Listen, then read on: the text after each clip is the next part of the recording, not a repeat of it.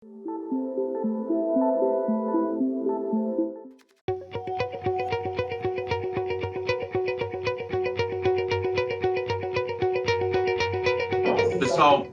boa noite a todos vocês que estão presentes aqui conosco, em formato presencial. Queria também dar uma boa noite a todo mundo que já se conectou, está conosco aqui virtualmente. Eu sou Simões, eu sou advogado e coordenador da equipe de Penal Empresarial e Compliance do escritório Duarte Garcia. E acho que todos vocês estão acompanhando, temos esse interesse aqui em comum por observar o desenvolvimento do mercado de jogos e apostas e da iminente regulamentação que teremos aí especificamente para o mercado de apostas de fato fixa, também na expectativa do projeto de lei para o mercado de jogos de maneira maior. E acho que a gente pode abordar um pouco de tudo isso que está em pauta, de tudo isso que a gente deve ver fomentando o mercado. Esperamos que ainda este ano, mas não temos como cravar nada. E, obviamente, o intuito aqui do nosso evento também é falar dessa parte de prevenção à lavagem de dinheiro, dessa parte de compliance, de todos esses deveres que vão vir também junto com a regulamentação desse mercado. Acho que, diferentemente do que aconteceu com outros mercados já maduros e que também são objeto de regulamentação, aqui no mercado de jogos e apostas, a partir do dia 1 de funcionamento, eles já vão vir com um pacote de normas regulatórias, principalmente desse segmento de prevenção à lavagem, que é o que a gente vai destacar aqui hoje. Então, desde o momento da nascença. Então, por isso que eu estou muito bem acompanhado aqui. Eu vou apresentar de forma muito breve os nossos convidados. A gente vai começar com uma fala do meu querido amigo Itamar. O Itamar, ele é um técnico do Ministério da Economia. Ele é uma pessoa que dedicou uma boa parte da sua vida, da sua carreira, a questão das lotéricas, entende muito do assunto, estudou o tema nos Estados Unidos também. Teremos uma participação do Bernardo, o Bernardo que tem aí uma carreira de anos trabalhando com prevenção à lavagem de dinheiro no poder público, no COAF. Hoje ele é o presidente do Instituto de Prevenção à Lavagem de Dinheiro e também é um grande conhecedor do tema de jogos e apostas. Na sequência, o meu amigo Ari vai nos fazer uma fala. Esse é um homem que está mergulhado no mercado, respira essa realidade, porque ele trabalha justamente aí na intermediação de pagamentos no segmento de jogos e apostas. E a gente vai fechar com uma fala da Mari, Mariana Tumbiolo, que também é uma grande amiga. Ela é advogada também, especializada no tema de prevenção à lavagem de dinheiro e CEO da Zela, uma consultoria onde eu também atuo com muito prazer, especializada em temas de compliance e prevenção à lavagem de dinheiro. Então, boa noite novamente. Tamar, vou te passar a palavra para a gente começar com você. Então tá bom, Pedro. Obrigado pelas suas gentis palavras aí nesse início, nessa apresentação. Eu acho que você já deu uma série de spoilers aí, mas são spoilers do bem, tá? Um pouco da minha fala, eu vou falar sobre isso, sobre o mercado de apostas esportivas no Brasil, que é a grande expectativa que está para acontecer, mas eu não posso seguir adiante sem antes agradecer a todos os presentes aqui que estão nesse auditório aí com vocês em São Paulo e aos colegas que estão aqui de forma virtual também acompanhando a nossa explanação, que vai ser mais um bate-papo, né? Então, primeiro, obrigado, Pedro, por estar mediando esse nosso encontro. Obrigado, Ari, Mariana, Bernardo, por estarem aqui com a gente, né? Espero fazer jus à expectativa de vocês nesse bate-papo, nessa conversa que a gente vai falar sobre esse mercado que tem um potencial tremendo, isso é inegável para o nosso país, né? Uma coisa que toda vez que a gente ia para fora e falava sobre apostas esportivas, né, as pessoas vinham e nos procuravam e questionavam, mas como assim, o Brasil, país do futebol, não tem apostas esportivas ainda, né? Então, eu acho que a gente já trilhou um bom caminho, um longo caminho ao longo desses últimos anos, mas ainda tem a última milha aí, que vai ser necessário um grande esforço, né, do país como um todo e da sociedade, e os potenciais operadores dessa modalidade, para que a gente consiga realmente chegar num patamar significativo e que seja condizente aí com o que se espera do país do futebol. né?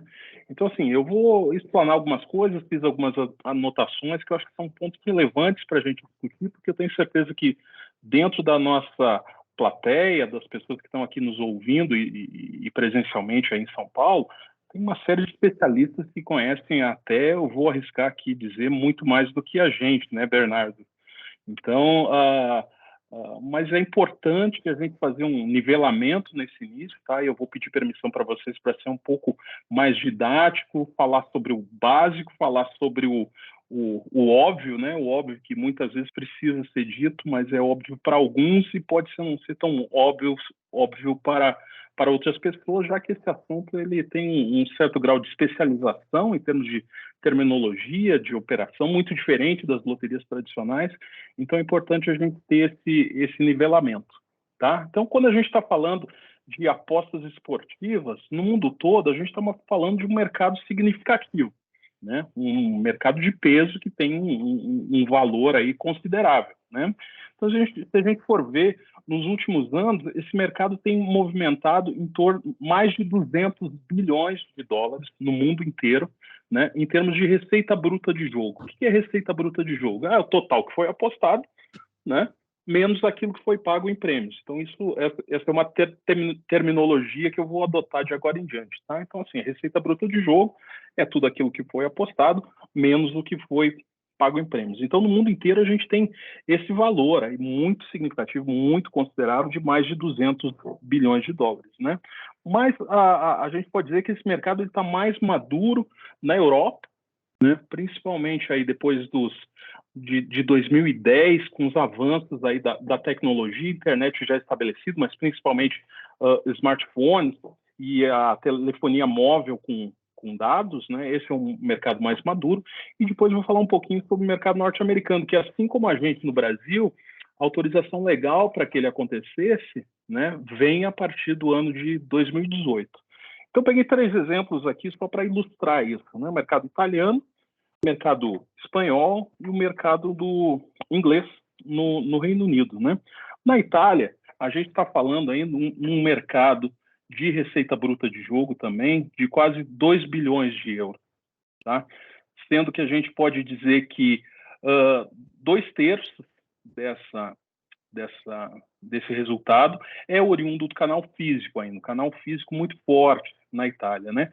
E 1/3 desse resultado vem aí do canal online, embora esse canal online cresça a taxas de 30% mais ou menos a cada ano, né? Então a gente está falando de 2 bilhões de euros, 600 700 milhões de euros vindo aí do canal online, já com uma participação de 36%, né? Na Espanha, o forte já é assim, o canal online já está ultrapassando o canal físico, né? Então a gente tem o resultado de receita bruta de jogo também na Espanha em torno de 700 milhões de euros no ano, né? Sendo que mais de 50% desse resultado já vem dos canais online, né? Sejam eles internet ou smartphone. Já na Inglaterra, que aí sim tem uma tradição desse tipo de jogo, o jogo de cota fixa, não só no esporte, mas uma série de outros eventos reais, envolvendo arte, cinema, a própria família real, né? Então, existe essa cultura da aposta de cota fixa, né? É um mercado aí de mais de 7 bilhões de euros, né? Com uma participação aí do mercado do canal físico muito relevante ainda, né? Em torno de 60% desse resultado vem do canal físico e 40% vem dos canais eletrônicos, né? Interessante notar que esse resultado, de 70% a 80% desse resultado vem de apostas que a gente chama live. O que é aposta live? É aquela aposta que acontece durante o evento esportivo. Né? Não é diferente por exemplo, a loteria esportiva tradicional no Brasil, agora se chama loteca, né? As apostas ocorrem antes do evento esportivo. Né? Nas apostas de cota fixa a gente está vendo a importância e o quão significativo são as apostas no que a gente chama no ao vivo. Enquanto o evento esportivo está acontecendo, está vindo uma parcela considerável desses resultados, né? Falando um pouco agora do mercado americano, que é tão jovem quanto o nosso, né? Não sei nem se a gente pode dizer que ele é um referencial ou que ainda está se aprendendo, está se construindo, né? Em, em 2021, no ano passado, esse mercado teve um resultado de mais de 4 bilhões de dólares em termos de receita bruta de jogo, né? Se a gente comparar em 2020, era de 1,5 bilhão de dólares. Em 2019, 900 milhões de dólares. Então, assim, de 2020 para 2021, teve um crescimento significativo de mais de 170%. Por quê? Porque esse mercado vem se expandindo e a regulação e a regulamentação lá nos Estados Unidos se dá por estados, né? Então, a gente pode dizer que números agora bem recentes, né, divulgados pela Associação Americana de Jogo, que em maio de 2022, dos 50 estados norte-americanos, 30 estados e o Distrito de Colômbia já têm aposta esportiva legalizada, né, e em operação. 30 dos 50. Né? 5 estados já têm essa modalidade legalizada, porém ainda não com operadores ativos. Né? 3 estados possuem projetos de lei já em vias de serem votados. 3 estados ainda não discutiram a legislação e 9 desses 50 estados aí sim mantém uma proibição para esse tipo de operação. E o que é interessante é que lá nos Estados Unidos, alguns desses estados regulam não só a legalidade e a permissão dessa operação, mas também a questão do canal de comercialização.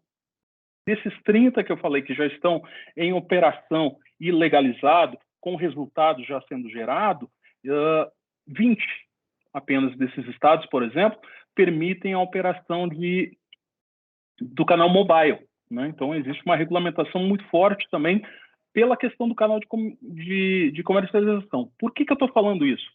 Porque a nossa lei, né, nossa lei, como a lei americana, é de 2018, que é a Lei 13756, de 12 de dezembro de 2018, quando ela permitiu essa modalidade, ela já deu a prerrogativa para que essa operação ocorra tanto nos canais físicos, nos retailers, quanto nos canais eletrônicos, seja esse canal eletrônico internet ou canal mobile, né? Então, como eu falei, já adiantando aqui, né, a Lei 13756, que ela vem lá do início da medida provisória 841 de junho de 2018, depois essa medida provisória virou a 846 lá em julho de 2018, mas somente com a sanção dessa lei é que foi previsto, então, no artigo 29, a possibilidade, a criação da modalidade de apostas de cota fixa, né? Cuja exploração comercial, daí eu estou lendo aqui o que a lei diz, né? Ocorrerá em todo o território nacional. Além disso, essa modalidade, né, que é um sistema de apostas voltado para eventos esportivos reais, né, de temática esportiva, nada mais é do que aquilo. Quando você efetiva a aposta, de antemão você já sabe quanto você vai ganhar. Existe um multiplicador desse valor apostado, e daí vem essa terminologia da cota fixa, que é um multiplicador em cima do valor apostado, diferente das loterias tradicionais, que você aposta um determinado valor e depois isso vai compor um grande bolo que vai ser decomposto, e aí somente depois da extração dos ganhadores é que se define o valor da premiação. Né? E essa mesma lei, como eu falei, então, aí fazendo um gancho com a legislação norte-americana, ela já permite, além das apostas nos eventos esportivos reais, né, ela pode ser comercializada em qualquer canal de distribuição, físico ou virtual. Outras características que essa lei coloca é que essa modalidade de loteria, e daí a lei crava que é um serviço público de loteria, deverá ser autorizada ou concedida pelo Ministério da Economia. Depois a gente vai falar sobre a regulamentação dessa lei, né? Mas vai ser autorização ou vai ser concessão, né? Além disso, essa mesma lei define que o Ministério da Economia tem um prazo de até 2 anos, prorrogável por igual período para efetivar a regulamentação. E é nesse ponto, a gente está na prorrogação, né? A gente já saiu da partida e a gente está no tempo de prorrogação. Para quê? Para que aconteça a regulamentação justamente desse artigo 29, 30 e 31, se não me engano, da Lei 13.756, lá de 2018. Então, é nesse ponto que a gente se encontra na regulamentação. Então, alguém falou que até o final do ano a gente vai ter isso, se torcer, assim, é inexorável, né? Até o final desse ano vence o prazo previsto pela Lei 13.756. Algumas outras características que é importante citar, essa lei prevê questões de pagamento de imposto de renda de pessoa física, como as demais loterias, né?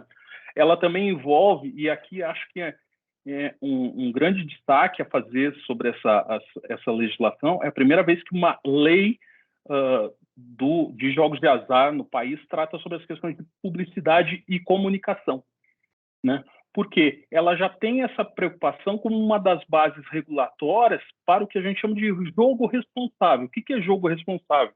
É aquela forma de você operar e comercializar determinado jogo de azar de maneira que você tenha como preocupação primeira o seu apostador, a saúde do seu apostador, de maneira que ele tenha uma relação saudável na aquisição de uma aposta, né? Que aquilo não se transforme do que comumente a gente chama de vício de jogo. E eu não vou usar essa expressão, senão o doutor Hermano Tavares, aí do Instituto de Psiquiatria da USP, ele vai me matar, porque eu aprendi com ele isso, né? Então, assim, não é vício em jogo, existe uma assídia, é transtorno do jogo responsável, transtorno do jogo patológico, né? Então, assim, isso é uma doença psiquiátrica. Claro, é uma porção de 2 a 3% da população que é suscetível a isso.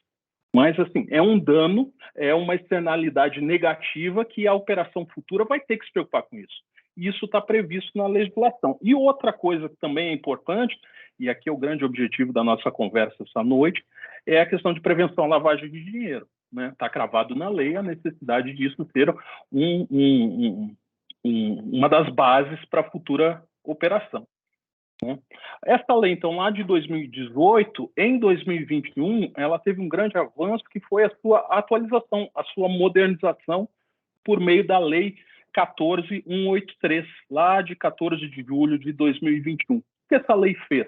Então, quando a modalidade de aposta de cota fixa ela foi criada em 2018, ela foi criada como se loteria fosse, né? Prevendo, como eu dei o exemplo lá atrás, né? Esse grande bolo a ser arrecadado e esse grande bolo ser dividido entre premiação, entre o operador e as despesas de custeio e manutenção do operador, prêmio e a destinação social dessa loteria. São as três divisões que se faz nas loterias tradicionais. Mas essa modalidade, e acho que aqui vem a grande inovação, ela não se dá dessa forma. Você não espera o evento esportivo terminar para você poder fazer o rateio, a divisão do valor que foi arrecadado. Não. Um operador assumindo o risco, ele oferece um multiplicador em cima do valor apostado, e isso, como o próprio nome diz, envolve um risco financeiro, né? Então, esse valor só pode ser eventualmente numa rodada esportiva em que deu óbvio, né, em que os favoritos foram os vencedores da aposta esportiva, talvez o operador precise aportar um determinado recurso financeiro para poder honrar essas apostas. Claro que ao longo do tempo essa gestão de risco vai permitir a rentabilidade do negócio, mas é o que a gente chama do jogo bancado, diferente do jogo rateado, que são as loterias tradicionais. Então essa lei, a 14.183, teve essa preocupação de ajustar esse mecanismo, trazer a taxação e a destinação social da aposta de cota fixa em cima do que a gente chama da receita bruta do jogo, que é aquilo que eu falei, né? Você pega tudo que foi arrecadado, tira aquilo que você pagou de prêmio, e o que sobrar, um determinado percentual vai para a destinação social, né?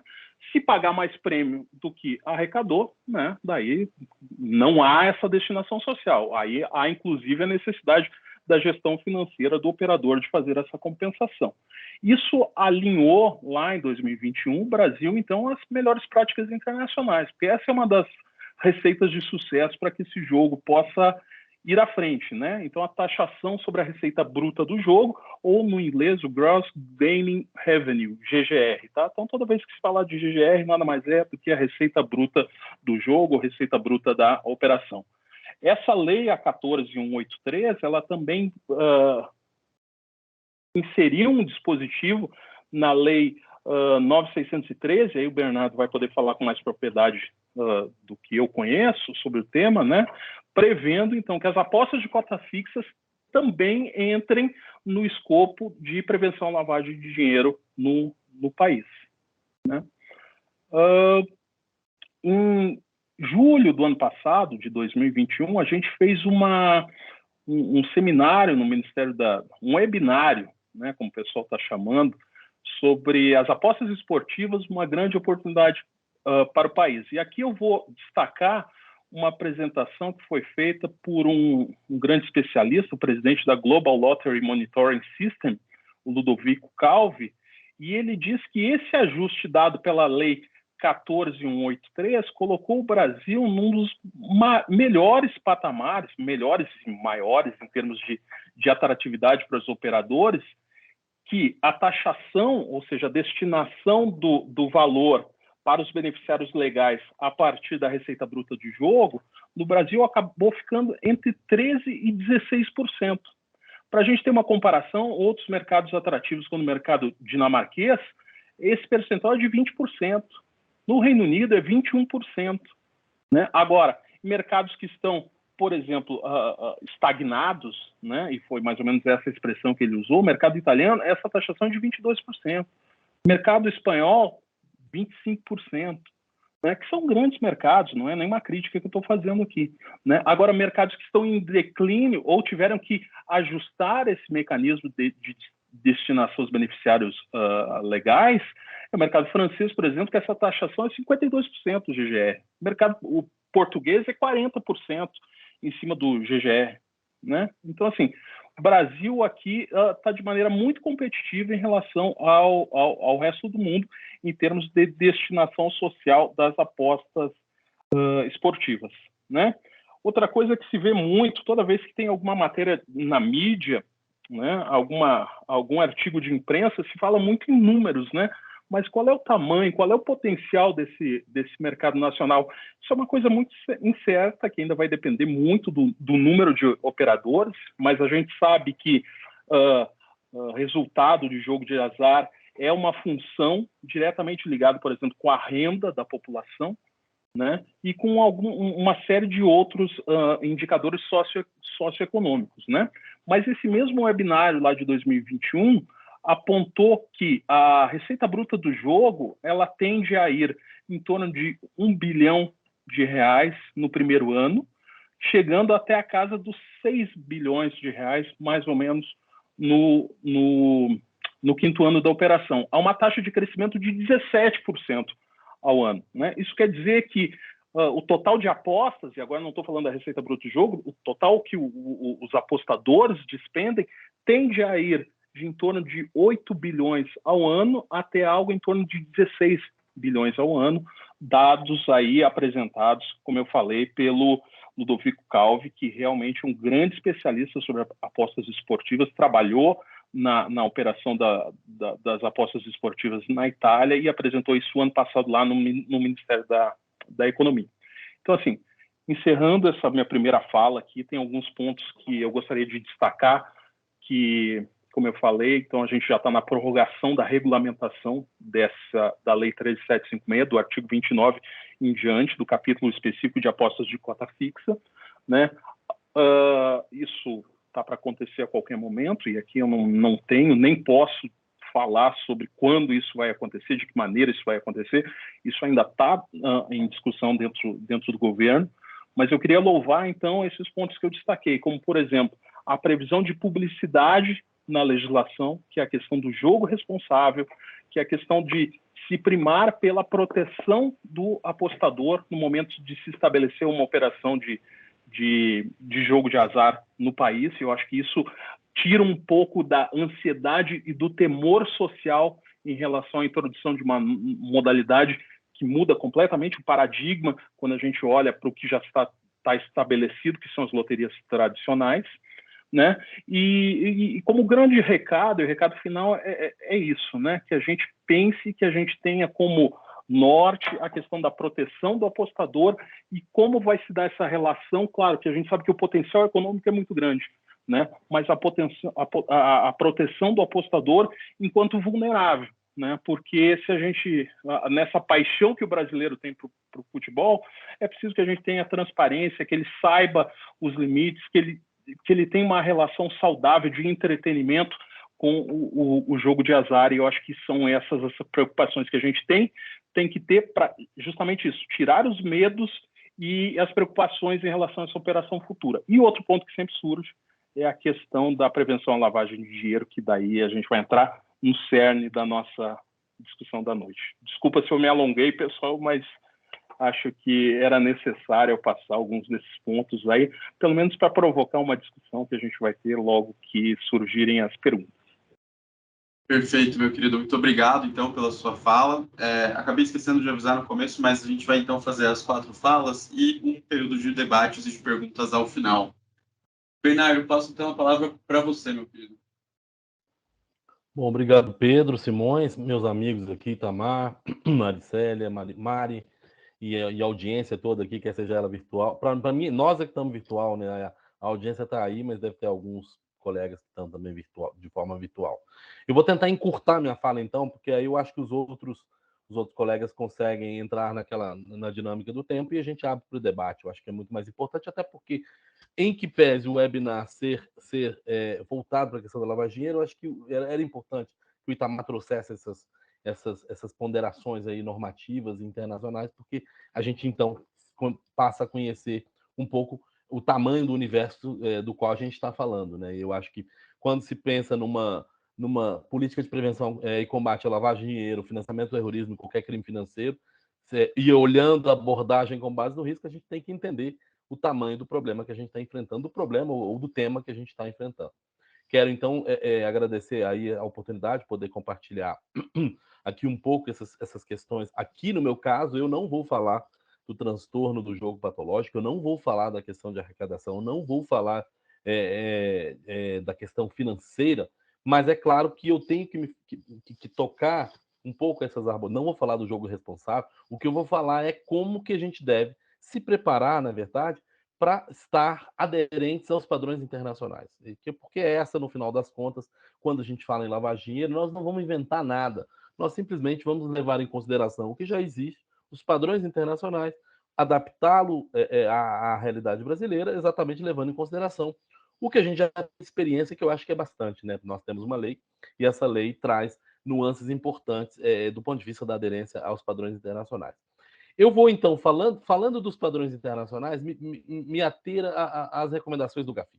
Eu quero crer que todo mundo já ouviu falar, ou todo mundo tem alguma noção do que são as 40 recomendações do Grupo de Ação Financeira Internacional, que é o organismo internacional que delimita e que elabora os padrões internacionais nessa temática de lavagem de dinheiro e financiamento do terrorismo e, claro, os crimes financeiros que ali orbitam. E um ponto muito importante de se colocar nesse contexto é exatamente o que nós falamos, o que eu acho que é o grande sucesso das recomendações do GAFI foi pelo fato de que elas conseguiram unir o componente preventivo do componente repressivo. Atores e players que provavelmente não se falavam, se a gente olhasse na ótica de um crime tradicional, passaram a se falar, passaram a atuar de forma complementar, passaram a atuar dentro de um sistema como um todo. E aí, para esse fenômeno da questão dos jogos, eu vou chamar de jogos, e depois eu vou, obviamente, trazer para dentro das apostas de cota fixa, assim é o termo que está na nossa lei, criar uma legislação específica, mas assim, entendam que o fenômeno não foi criado para as apostas de cota fixa. Quando a gente fala em prevenção à lavagem de dinheiro, elas são anteriores a esse fenômeno das apostas eletrônicas, claro que levando em consideração outras modalidades de jogos, né? E aí, se formos olhar, e então eu vou de novo ficar dentro desse espectro preventivo, não vou ainda entrar no aspecto repressivo. Obviamente, os outros colegas vão poder abordar dessa questão penal da coisa, eu vou ficar simplesmente do que as orientações internacionais nos requer. Então, nesse contexto, dentro do componente preventivo das recomendações, nós temos um fenômeno interessante que é, para que um sistema de prevenção à lavagem de dinheiro e prevenção ao financiamento do terrorismo funcione, o componente do mercado ele tem que estar ligado ao componente do Estado. O Estado sozinho não daria conta de atacar esse fenômeno, qualquer que seja ele. Pode ser qualquer setor, qualquer atividade econômica, porque qualquer setor e qualquer atividade econômica pode ser usado para lavagem de dinheiro. A gente tem que desmistificar essa coisa do jogo. Eu não vou entrar em tabus aqui, não estou preocupado, não que não seja importante, eu não estou preocupado em discutir se jogo é certo ou errado, se as pessoas jogam mais ou menos. O que eu estou olhando é o componente de que qualquer que seja a atividade econômica instalada, e estamos falando de uma atividade nova, e absolutamente não face-to-face, eu vou chamar isso para eu não gosto de falar muito coisa em inglês, mas esse caso não face-to-face é importante, porque é uma atividade que não pressupõe quase que a relação das pessoas, a gente quase que não vê as pessoas. O Itamar citou que pode ser físico e pode ser virtual, mas eu sem conhecer muito bem, imagino que a grande parte dessa atividade ela se dá na forma eletrônica mesmo. E aí, o que é um atrativo para lavar dinheiro? A lavagem de dinheiro ela é aquele fenômeno que você quer distanciar o dono do dinheiro que tem uma origem ilícita, você ocultar um dinheiro de origem ilícita. E quanto mais longe essa pessoa que vai executar essa ação de ocultação do produto do crime tiver, melhor. Então, quanto mais opções de jogos ou atividades que seja não face-to-face, que não tenha a pessoa ali sendo vista, tanto melhor isso é e tanto mais atrativo isso é para a lavagem de dinheiro. E não por acaso o que o Gafi, então, trouxe alguns elementos para que se observassem nesse fenômeno dos jogos. Aí alguém vai me falar, ora, Bernardo, mas lá nas recomendações, especialmente a recomendação 22, as recomendações 22 e 23, falam de cassinos. E aí, então, não há que se falar em loteria, não há que se falar em apostas de quota fixa. Ao contrário, porque o Gafi, toda vez que ele estipula uma regra para aquela atividade econômica, indicando que aquela atividade econômica ela é vulnerável para lavar dinheiro, como outras tantas. Por exemplo, lá no passado, os bancos, as seguradoras, mercado de valores, imobiliários até hoje, são uma série de atividades que são atrativas para lavagem de dinheiro. E os cassinos foram colocados ali, mas aí se as pessoas têm um pouco mais de curiosidade para estudar o que está dito por trás de cassino, vocês vão ver que existe um documento, um guia que o próprio Gafi elaborou sobre os cassinos. Ele diz o seguinte: o termo cassino aqui para nós ele pode ser expandido. A gente não criou uma limitação específica para o que é cassino. Muito pelo contrário, cassino para nós é o locus. Você dentro de um cassino executa os jogos pôquer, caça-níqueis, roleta e uma série de atividades de apostas e jogos. E aquele local são os cassinos. Então o Gafi descreve cassino como o locus. E que ele diz o seguinte, mas que cada país tem a sua liberdade para estipular se, eventualmente, o termo cassino se expande para outras modalidades de jogos ou apostas. Isso está escrito no documento. Então, quando a gente traz para a realidade brasileira, a gente vai ver que as loterias que já eram, né, as loterias, para aqueles que conhecem a Lei 9.613 no seu artigo 9º, as loterias já eram sujeitos obrigados, é o termo que a gente usa, sujeitos obrigados, assim como os bancos, as imobiliárias, as factoring, mercado de valores, seguros e tal. Então, esse foi, né, o legislador brasileiro pegou a recomendação do Gafi e sim deu uma roupagem nacional a ela, assim como qualquer país poderia ter feito.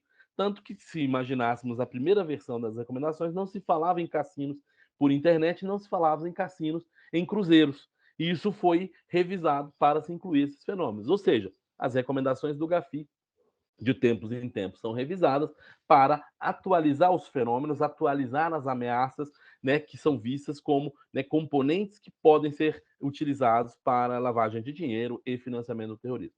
Então, se nós trouxermos para a realidade das apostas fixas, e eu acho que foi muito feliz, o Itamar já citou a lei, por que, no caso das apostas de cota fixa, a gente tem tratado com esse cuidado e que já há indicação da própria norma de que há que se ter também um capítulo específico dedicado à prevenção à lavagem de dinheiro. Ora, nós temos uma lei específica para essa atividade, né? Então, é uma lei específica, tanto que a Lei 9.613, artigo 9º, inciso 6º, foi emendado por aquela nova lei, a 14.183, para incluir especificamente a menção às apostas de cota fixa como sujeito obrigado na lei de lavagem de dinheiro. Exatamente porque ela tinha uma lei específica, então ela precisava ser, de certa forma, especificada dentro da lei 9.613, e assim a lei o fez.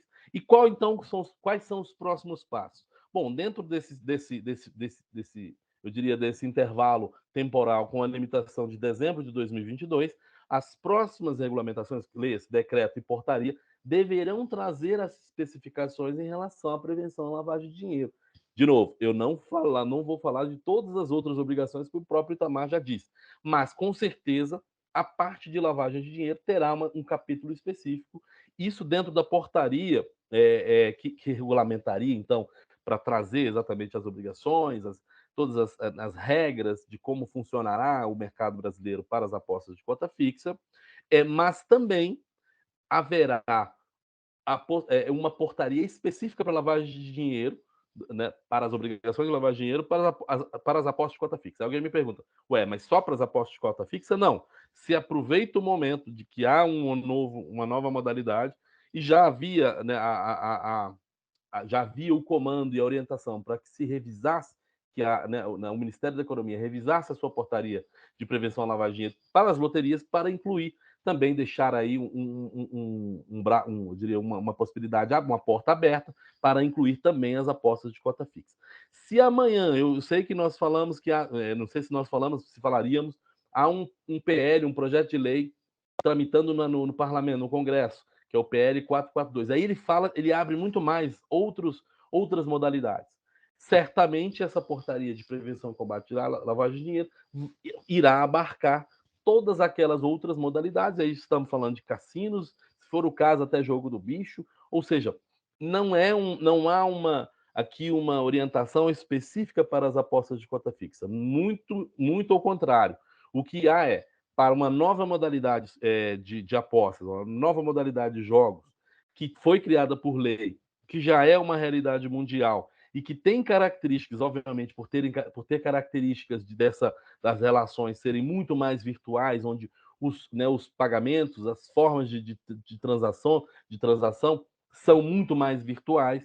Claro que ele já traz um componente de risco e, obviamente, a legislação irá tratar, irá ponderar esses quesitos, esses ingredientes de risco para direcionar da melhor forma possível as obrigações de prevenção e combate à lavagem de dinheiro. Então, nós teremos, sim, dentro do que já se nós formos olhar outros países, isso já acontece. Eu acho que não é novidade para quem atua como operador de empresas multinacionais, certamente nas jurisdições onde elas têm sede, as normas da operação e da atividade, também há normas que pressupõem as medidas de prevenção e combate à lavagem de dinheiro, quer seja ela, principalmente, as regras de devida diligência, identificar os clientes, saber identificar, saber quem está por trás da operação, a questão do non-cash based, não é você forçar que não haja movimentos de dinheiro em espécie,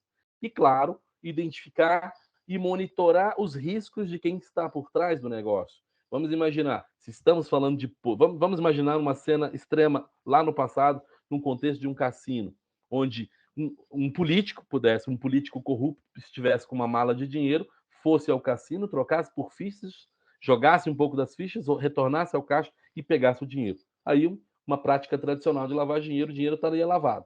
Isso hoje talvez não, eu imagino que quase não será possível. Em primeiro lugar, porque os países que têm já essa atividade implementada têm uma norma específica, tem um órgão regulador que autoriza, que monitora, que fiscaliza e aplica sanção no caso de descumprimento, e tem todas as regras de identificação dos clientes. Identificar quem está jogando, até para prevenir contra menores de idade, pessoas laranjas.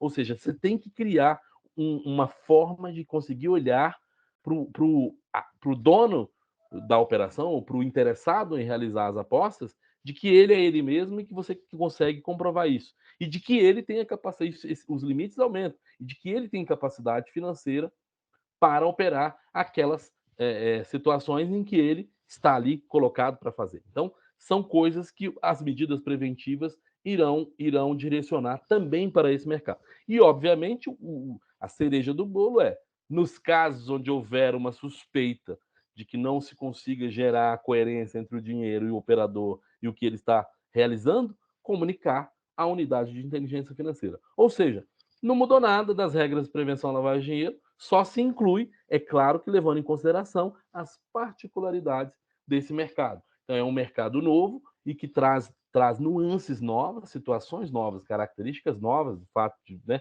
ter muita atividade digital e virtual. E, é claro, olhando sobre o componente de risco, a regra irá colocar as obrigações da mesma forma que colocaria para outros setores. Então, eu vou só para dar essa provocação, eu paro por aqui também para dar oportunidade para os outros colegas falarem e depois podermos debater da forma mais aberta possível. Obrigado, Pedro. Perfeito, Bernardo. Muito obrigado. Muito elucidativa a sua fala, recuperando até as normativas internacionais. Acho que bem proveitoso para o momento de nacionalização, inclusive, né, de muitos operadores que estão vindo de fora. E aí, virando o lado do balcão, eu trago aqui o meu amigo Ari fazer então sua participação. Legal, obrigado. Boa noite a todos. Queria primeiro agradecer a presença de quem veio aqui até o INSPER, agradecer o INSPER aí também pelo convite, pelo espaço, o pessoal que está em casa, Pedro também, que organizou tudo. E eu tenho já alguns anos nesse segmento de jogos. Nos anos 90, eu trabalhei para multinacionais que vendiam equipamentos aqui no Brasil, na época eu vim. Sempre trabalhei na área comercial e entrei num mercado que eu não entendia nada, era um negócio muito novo e já se vão aí alguns anos, aí, acho que uns 25 anos que eu estou nesse negócio. E atualmente eu faço parte de uma fintech, a Pay for Fun, e ela começou em 2018 justamente de olho nesse mercado, né? Eu e o sócio lá, a gente sabia das dificuldades dos operadores internacionais e como cobrar aqui no Brasil devido à situação que a gente tem aqui em relação à falta de regulamentação.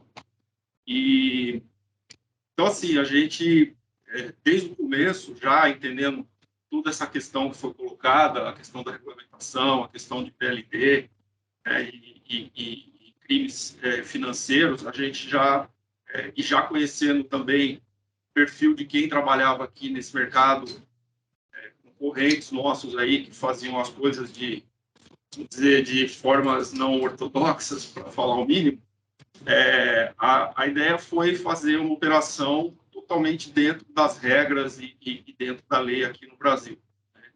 E já são aí 4 anos de trabalho e sucesso aí, contato com a maioria dos operadores, contato com os reguladores, porque a gente acredita nesse mercado, né?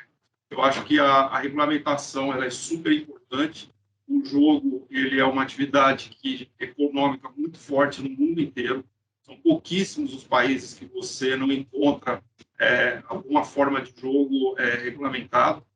E diria que são 2 ou 3 em todos os países do mundo. E o Brasil está atrasado nessa linha. A nossa proibição aí é da década de 40. Então, a gente acredita, né? Eu pessoalmente, eu coloco a questão do jogo como uma daquelas coisas que está no rol das liberdades individuais, né? Até o Bernardo deixou muito claro ali que ele não ia entrar na questão se o jogo é bom ou o jogo é ruim.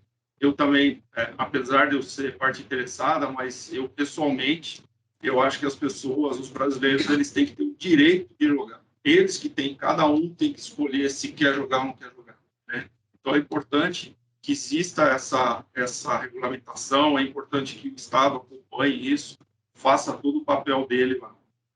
Em relação à PLD, não é muito a minha área, eu vou só fazer um comentário também, gostando das palavras, acho que a Mari vai falar com mais propriedade depois, mas, assim, como empresário, e assim, um recado para todos os empresários, a gente tem, muita gente hoje reclama do Brasil, questão de segurança pública, questão de violência. Então, eu queria mostrar também para essas pessoas de pensar na questão da lavagem de dinheiro como crime de violência. Toda vez que toda vez que alguém consegue lavar o dinheiro, né, um criminoso lava o dinheiro, seja um posto de gasolina, num restaurante ou com um jogo, ele ganhou, né? O crime compensou e isso só aumenta a criminalidade. A gente como sociedade, a gente como empresário, a gente como Estado, a gente acaba passando uma mensagem que o crime compensa. Falar um pouquinho da questão do jogo, eu acho que o Itamar colocou muito bem ali a questão a diferença entre jogo rateado e jogo bancado. Eu não quero ser repetitivo, acho que todo mundo sabe, as loterias são rateadas, ou seja, normalmente loteria é uma coisa explorada pelo Estado, pelos governos, porque eles não podem correr risco, né? Então, ele é bancado porque a arrecadação, o prêmio, depende da arrecadação do que foi vendido, né? Então, a Mega Sena tem semana que paga muito, lá no final do ano, lá na Mega da Virada, paga um absurdo porque todo mundo joga. E o jogo bancado é aquele que o empresário corre risco, né? Pode dar errado e, num determinado momento, tanto um cassino ou uma aposta esportiva, ele pode ter prejuízo e, para isso, ele precisa estar preparado, ele precisa ter capacidade financeira. Isso também o regulamento aqui das apostas por cota fixa está considerando também a capacidade financeira. Provavelmente vai ter um seguro que esse empresário vai ter que fazer, principalmente para garantir os prêmios. Então, essa é uma diferença importante, porque a regulamentação e o processo de credenciamento desses operadores serve para isso também, né? É importante trazer empresas, trazer operadores sérios, com capacidade financeira, que cumpram as leis, para operar aqui no Brasil, né? A gente quer que isso seja um processo muito bem estruturado, mas principalmente duradouro, né? Que todo mundo se beneficie disso, o governo através dos tributos, os operadores através do lucro e as pessoas através do entretenimento e até de ganhos de prêmios também, no caso de apostas que ela tem um perfil de ser muito agressivo, você pode ganhar muito, pode perder muito também. Então, do ponto de vista do operador, eu vejo assim, existem 3 grandes pilares para um operador, né? O que o operador tem que ter para ele ter sucesso com a operação dele, né? O primeiro pilar, vou passar muito rápido também para não estender muito, eu chamo de produto, né? Então, o que é o produto? O produto no caso do jogo online, é o site dele, são os jogos que ele apresenta, a qualidade gráfica, a experiência do usuário, entrando até na questão do atendimento ao cliente, tudo isso aí faz parte do produto. O segundo pilar é o marketing, né? Costuma-se dizer que uma operação de jogo online, no fundo, é um grande exercício de marketing, né? Então, todo mundo aqui deve estar vendo, você vai assistir hoje aqui no Brasil uma partida de futebol, quantidade de anunciantes que tem ali, todo mundo já brigando por espaço para aparecer, mostrar melhor a sua marca. Aquilo é apenas uma das coisas que se faz na área de marketing, né? Você tem promoções, você tem bônus oferecidos em cima de depósito, você tem redes de afiliados que vão fazer propaganda do teu produto para trazer clientes, né? Você tem patrocínios, você pode patrocinar clubes de futebol, você pode patrocinar atletas. Então, é quase que infinito. Redes sociais, né? Muito forte nessa questão. E o terceiro pilar é o financeiro, né? E aí o financeiro desde a capacidade, como eu falei, a capacidade do operador, do site, ou eventualmente de um cassino, a capacidade dele bancar o risco e ele pagar os prêmios, né? Isso é muito importante, né? Hoje, aqui no Brasil, o site que tem dificuldade para pagar prêmio, que ele teve algum problema, ele já começa a se queimar no mercado. No Brasil, vocês sabem que rede social é uma coisa muito forte. Começou a aparecer em redes sociais, determinado site está atrasando o pagamento, é o começo do fim, né? E aí também esse operador, né, dentro desse pilar financeiro, ele tem todas as obrigações dele em relação ao que está sendo falado aqui de PLD, principalmente, né, de lavagem de dinheiro, de KYC, que é você conhecer o teu cliente, o teu apostador, né? Será que aquele cara que está jogando, sei lá, 100 mil reais no mês, será que ele tem origem desse dinheiro? Você, como operador, já verificou isso? Sei lá, viu o imposto de renda dele? Tem todo trajeto ali que tem que ser percorrido, né? E aí também passa pela escolha dos métodos de pagamento, né? Método de pagamento, no caso, como da minha empresa, ele tem sido um modelo usado no mundo inteiro, né? Lá fora, na Europa, tem centenas de métodos de pagamento competindo por esse mercado. Então, assim, como em todos os mercados, tem gente boa e gente não tão boa, gente séria e gente menos séria. Então, também passa por esse pilar financeiro passa pela escolha de um método de pagamento sério e que consiga fazer as coisas dentro das melhores práticas. Aqui no Brasil, acredito que todo mundo sabe, mas vou falar de novo, né? Apesar da questão do jogo ainda estar pendente de regulamentação, como a gente está tratando aqui, o mercado financeiro é extremamente bem regulamentado pelo Banco Central. A quantidade de conjunto de normas e regulamentos que estão aí para ser cumprido pelas instituições financeiras, os bancos e pelas instituições de pagamento, são as populares fintechs aí, ali já diz tudo que tem que ser feito, né? Então, juntando as duas coisas, eu acho que o papel do método de pagamento nesse processo aqui no Brasil é justamente esse, né? Trazer as boas práticas, né? De mostrar para esses operadores. Eu tenho certeza que, além dos operadores europeus, que já estão há muitos anos no mercado, já tem essa questão das boas práticas no DNA deles, vão surgir operadores menores, operadores brasileiros, que não têm tanta experiência, né, pelo menos nessa questão de compliance, né? E aí eu vejo como o método de pagamento sendo também um ponto ali de mostrar para esse pessoal o que precisa ser feito. E aí, só ilustrando um pouquinho da nossa experiência, a gente, como eu falei, há 4 anos lá atrás, a gente tinha problemas, vamos dizer assim, com clientes aqui, com pessoas físicas brasileiras e com os operadores lá de fora, e achar assim, não, mas no Brasil é tudo mais ou menos, esse negócio não é regulamentado, então eu quero fazer tal coisa. Eu falava, não, isso aí eu não, a empresa. Não, isso aí não pode fazer e tal. E nesse cenário, nesses 4 anos, a gente perdeu muitos clientes e perdeu alguns operadores, porque a gente simplesmente exigia, a gente tinha o nosso padrão, tem o nosso padrão de compliance, e o pessoal falava, vocês são loucos, vocês vão perder dinheiro, vocês estão rejeitando o depósito de um cliente brasileiro. Assim, exatamente. Fizemos isso e vou te falar, não foi pouco, não. Deixamos de receber muito dinheiro para poder cumprir com essas coisas. Como eu falei, isso está também no DNA da empresa, e a gente acredita nisso, acredita que esse é um caminho sem volta, é um caminho para dar certo, é um caminho para essa atividade ser regulamentada de forma duradoura aqui no país.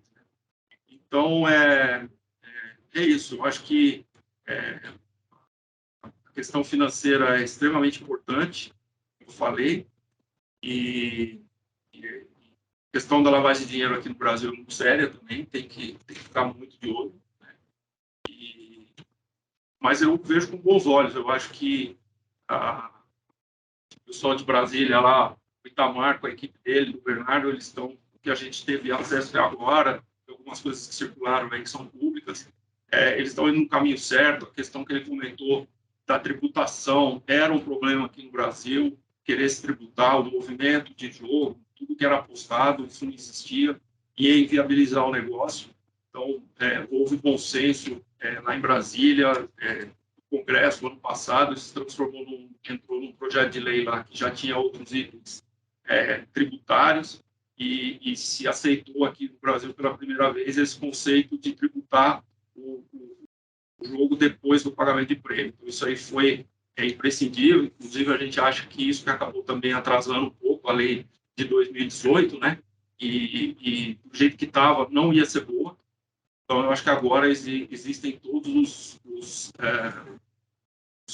requisitos aí para esse projeto ser o primeiro, né? Também concordo com o que o Itamar falou, que é importante ele começar para derrubar alguns tabus. Tem um pessoal aí que respeita a opinião de todo mundo, o pessoal tem lá, principalmente no Congresso, que são contra esse negócio de qualquer forma de jogo. Então, eu acho que é importante a gente começar com as apostas esportivas, para as pessoas verem que também não é um bicho de sete cabeças. O brasileiro vai, na sua grande maioria, 99% das pessoas vão apostar com responsabilidade. Ninguém vai sair vendendo a casa para apostar no time do coração. Isso não existe, né? Nenhum lugar do mundo. Existe sim o jogador patológico, mas esse já joga hoje. Ele joga clandestinamente, ele joga onde tiver. Se não tiver nenhum lugar para ele jogar, ele vai apostar em bolinha de gude na rua. Entendeu? Então, essa pessoa precisa de tratamento. A legislação também vai prever isso, vai ter responsabilidade para os operadores de políticas de jogo responsável. Então, eu acho que vai ser muito bom para todo mundo, vai trazer diversão, vai trazer um produto, e a gente espera que a meta aí é que isso esteja implantado e operando já com as novas licenças para a Copa do Mundo, que vai ter agora em novembro. Então, eu torço muito. Além de torcer para o Brasil esse ano, eu acho que a gente tem que torcer para também ter um motivo a mais para você poder assistir um jogo e, de repente, não assistir só o jogo do Brasil. Se você quer apostar em outras seleções, vai ser bem legal. Legal, muito obrigado, meu querido. Mário, já passo para você. Eu imagino que você já deve estar querendo fazer pergunta, comentário e a sua própria fala. Eu já estou aqui com a cachola fervendo, mas por favor. Obrigada, Pedro. Boa noite para todo mundo. Obrigada pelo convite para o INSPER. É sempre um prazer estar com meu amigo e colega Pedro, Bernardo, Itamar, com Ari, que eu conheço há pouco tempo, já respeito muito pelo todo esse conhecimento, sempre aprendo muito conversando com ele. É um prazer estar aqui de volta e principalmente discutindo esse tema que a gente vem conversando desde 2018 com a aprovação, mas vem conversando principalmente nessa questão da prevenção à lavagem e aos crimes financeiros em geral. E aí o Bernardo comentou de tabu. Sempre que me perguntam sobre essas questões mais controvertidas de a criptomoeda, tratamento com cannabis, agora caso de jogos e apostas, me vem à cabeça uma frase de um jurista americano do início do século XX, que é: o sol é o melhor desinfetante. Então, essa discussão toda, o Ari também comentou do paternalismo do Estado, de proibir jogo, de tentar determinar comportamentos. Quanto mais luz e mais clareza a gente joga para essas questões, mais fácil é o controle e é diminuir a patologia. A patologia vai existir sempre, mas quanto mais regulação e clareza nas práticas e nos atores, melhor a gente consegue controlar isso. Isso é especialmente verdadeiro no caso de apostas esportivas, né, da cota fixa que a gente vem conversando. A gente tem uma lei aprovada desde 2018. Hoje exatamente, são 3 anos e meio da aprovação da lei sem regulamentação. E nesses 3 anos e meio, o que a gente perdeu foi, no mínimo, 3 anos de arrecadação fiscal. Perdeu muita visibilidade do mercado, porque os reguladores e supervisores não sabem o que está acontecendo. A gente não consegue... É legalizado, tem players atuando no Brasil, mas a gente não tem regras claras sobre como atuar aqui no Brasil. Tem um ponto que todo mundo tratou: a marketing, a publicidade, o problema do jogo responsável, e aí, em especial para hoje, o problema da prevenção à lavagem. Todas essas questões só vêm com a regulamentação. Então, eu acho que um ponto, ao invés de a gente deixar os tabus ou as crenças pessoais, religiosas, morais, interferirem em questões de regulação de um Estado laico, eu acho que olhar isso com um pouco mais de razoabilidade, sob o ponto de vista de arrecadação, pensando na Copa do Mundo, sob o ponto de vista de controle da prática de crimes, e também sob o ponto de vista da patologia do jogo, que a gente só consegue controlar olhando para isso. Uma pessoa, eu não vou usar o termo viciado também, mas uma pessoa que tem essa patologia e ponto. Vai ser num jogo do bicho, num jogo online, no bingo clandestino, e aí com toda a exposição que a gente tem a crimes patrimoniais e crimes financeiros mais graves, né? O Bernardo levantou também a questão de qualquer atividade econômica serve para a prática de lavagem. Obviamente, isso é muito verdadeiro. Tem esse preconceito com a questão dos jogos, mas o fato é que quanto mais dinheiro eu estou movimentando, mais atração eu tenho para eventuais práticas ilícitas. O fato de não ter o contato, de não saber quem é meu cliente, estou pensando aqui numa questão de aposta online, facilita mesmo. O ponto fulcral da lavagem de dinheiro é saber quem está quem está movimentando esse dinheiro, quem está jogando, ou quem está comprando e vendendo imóveis, comprando joias. Saber quem é meu cliente é um ponto essencial. Como que eu sei quem é meu cliente? Vou falar um pouco da questão dos gatekeepers, né, do que a gente chama de sujeitos obrigados, mas eu sei olhando para as entradas no sistema financeiro. Né? A gente está tratando aqui um pouco da possibilidade de usar o jogo para lavar dinheiro, então a gente tem que pensar como que essa possibilidade acontece. O Bernardo, que é o nosso grande especialista de GAFI, faz 20, 25 anos, né, Bernardo, que sabe tudo, que teve nos vários encontros do GAFI, o que a gente define quem são esses sujeitos obrigados. A gente fala, também não gosto de usar muito palavras em inglês, mas eu não vejo uma tradução muito direta para a questão dos gatekeepers. São os porteiros no sistema de entrada para o sistema financeiro da lavagem. E aí é o sistema financeiro tradicional, os bancos, as corretoras de seguro, o mercado de capitais.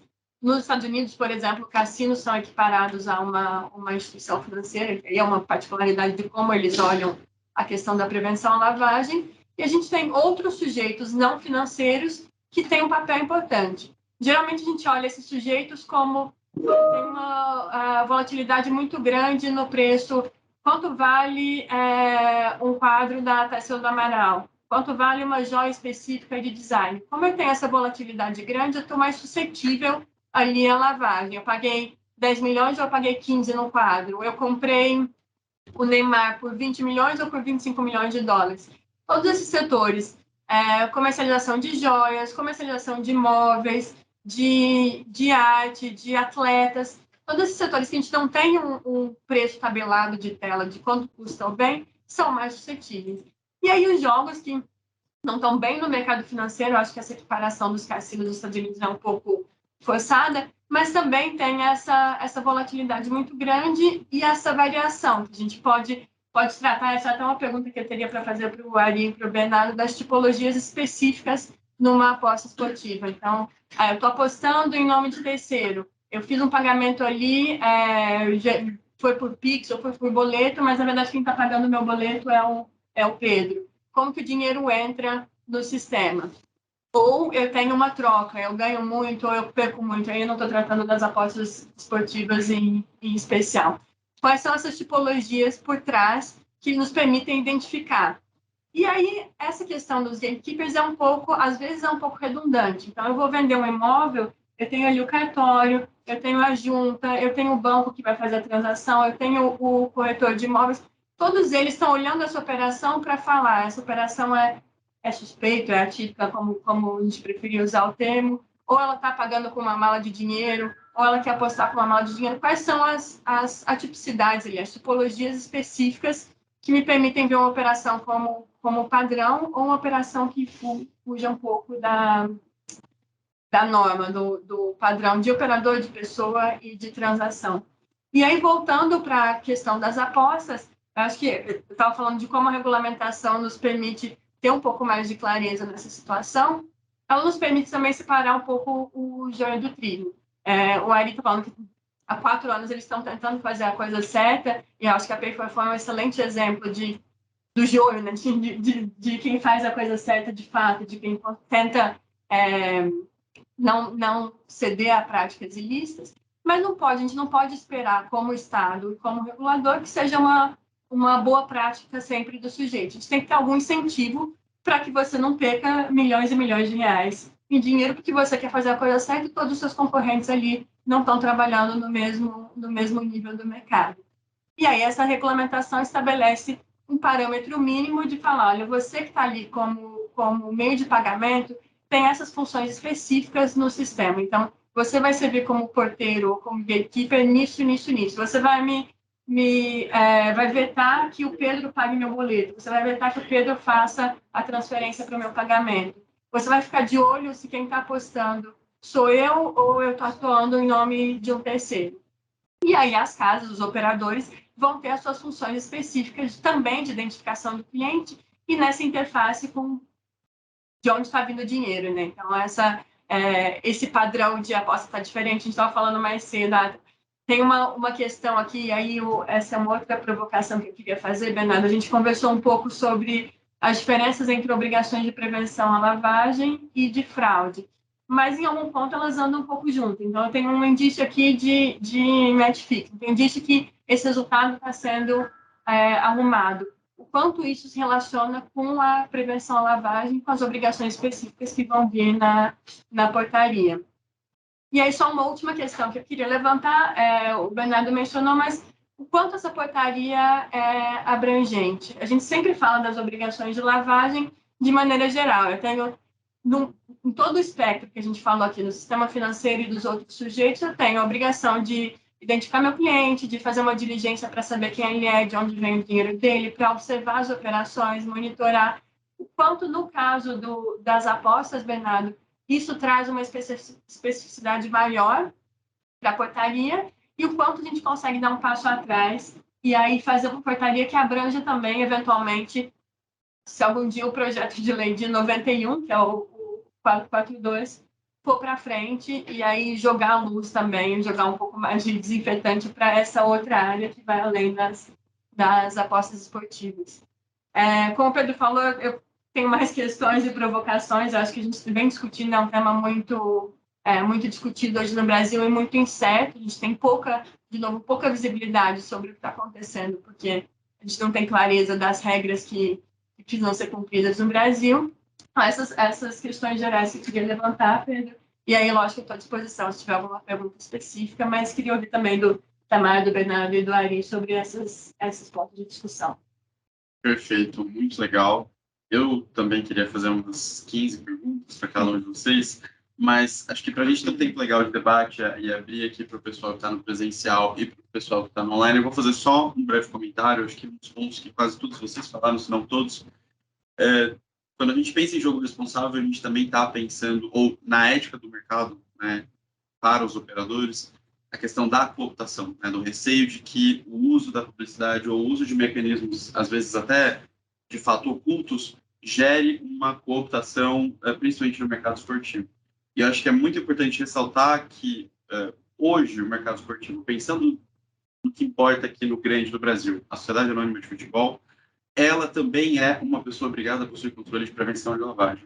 E mais, o grande parceiro da SAF hoje é uma empresa que muito provavelmente está fazendo ali a gestão dos ativos esportivos, vinculada também a uma atividade de entretenimento artístico. Então, se a gente está falando de gestão de estádios, se a gente está falando de uso de campo de grandes espaços, ou até mesmo das marcas derivadas e que estão sob gestão de uma SAF hoje em dia, esse também é um mercado obrigado. E aí a gente começa a entender um pouco a metáfora da porteira. Porque se o cara está querendo lavar dinheiro, ele pode tentar entrar por várias portas. Mas se em todas as portas você tem o menino da porteira, o gatekeeper, você diminui bastante a chance. Mas é claro que para isso tem que estar todo mundo falando a mesma língua. Eu acho que a ideia dessa regulamentação não é impedir o mercado, não é fazer com que ele fique muito custoso e não possa florescer, mas é separar o joio do trigo. Então, acho que é isso, a gente separar o bom dinheiro que a gente quer sim ver circulando, fomentando a atividade, fomentando os impostos, os empregos, etc. Separar esse dinheiro daquele dinheiro que está lá só para fazer a aposta óbvia, entrar e sair de novo, porque ele quer ser lavado. Tá? Então, eu acho que a gente pode coletar aqui umas 2 perguntas para começar a nossa rodada de debates. Então, André. Falar da preocupação. Acho que eu vou te pedir que falar só um pouquinho mais alto. Claro, você tem assim. Não, mencionar que a preocupação também é uma questão social, né? Afinal, é mais uma receita do Estado para poder ajudar em outras formas sociais, assim como legalização da cannabis. Enfim, qualquer outra forma. Então, além de tudo isso, nosso trabalho, que você falou, a gente tem que pensar numa receita onde o Estado tem que ser cada dia mais de novas receitas. Acho importante a gente ter essa definição do que é o patológico, do que de fato é o jogo, o esporte. Então, isso também já coloca a barra, um certo nível que você consegue garantir uma transparência. Eu tinha uma dúvida para o Bernardo, que assim, você falou que você estava forçando o não pagamento de dinheiro, óbvio, né? Muito fácil você pensar na mala de dinheiro do Brasil. Mas em Bitcoin, né? Porque lá, eu vejo, no passado, a gente teve uma apresentação, o pessoal chamou a gente, várias discussões para falar das movimentações de futebol no Brasil, elas estão extremamente muito maiores do que estavam do crescimento está exponencial. Eu acho que deve ser uma preocupação também. Depois, se vocês pudessem explorar um pouco disso. E a velocidade de verificação, né? Porque os jogos são todos online. Então, você faz um QIC, acho que você está usando disso, para os jogos online, né? Que o QIC tem que ser, eu imagino, tem que ser artificial, né? Eu consigo pensar em algum olhando de outra forma. E acho que a liberdade das pessoas que verem pela frente tem é importante. Perfeito. Só antes de passar para o Bernardo, a Mari queria fazer um comentário. Só retificar a gafe, que eu falei que eu chamei vocês de junho, mas era um elogio no estado. É incrível. Legal. Aqui na plateia presencial, a gente tem mais alguma pergunta? E depois a gente passa para as... Por favor. É muito prático. Boa noite a todos. E essas operadoras, hoje, são essas empresas NET, Sporting Bet, essas são as operadoras. Isso. Todas elas são estrangeiras. Hoje não tem Nenhuma no Brasil. nenhuma operadora. Não, no Brasil não tem. Falta de base legal. Pode. Tá. Elas são... Eu só queria me certificar disso, porque eu tenho... É um assunto também muito milionário, né? E eu tenho interesse em aplicar no futebol, eu tenho procurado. Isso eu já escrevi a propósito disso várias vezes, que essas empresas funcionam, né? Abrindo os olhos. Eu mencionou a questão da SAF, né? Hoje o futebol passa por um momento disruptivo, que envolve a SAF, envolve a lei do mandante, envolve a Liga, que se pretende criar, enfim, uma série de situações que cuja aplicação teria que ocorrer de uma forma concomitante, para você conseguir justamente desenhar esse novo mercado futebolístico, né? E do qual a aposta pode fazer parte como uma fonte grande de receitas. Aumentadoras do mercado valores, do né? esporte. O Itamar mencionou, eu ouvi já também esses números, 1, 6, 4, eu vi o número 4. Se você vê hoje na estrutura de receitas de um time de futebol, a televisão, os direitos de transmissão são os valores mais significativos, eles são da ordem de 35%, 40%. Talvez as apostas bem exploradas, ela pode alcançar alguma coisa perto de uma rúbrica dessa.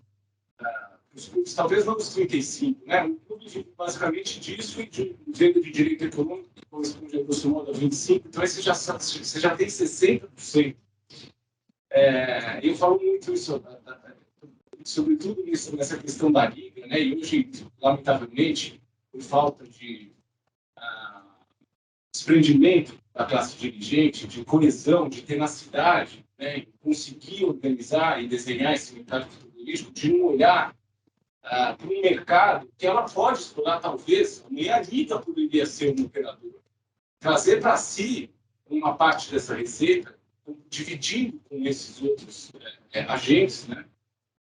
Enfim. Então... E aí a gente entra num tema que acabou até não sendo objeto da fala de hoje, mas que é um tema muito relevante nesse segmento, que é o conflito de interesse, né? Acho que, por exemplo, você fala da Liga ser operadora, isso já me chama atenção, porque a gente teria que pensar muito bem como estruturar essa governança sem causar o conflito de interesse. Mas é possível, dúvida, né? É possível.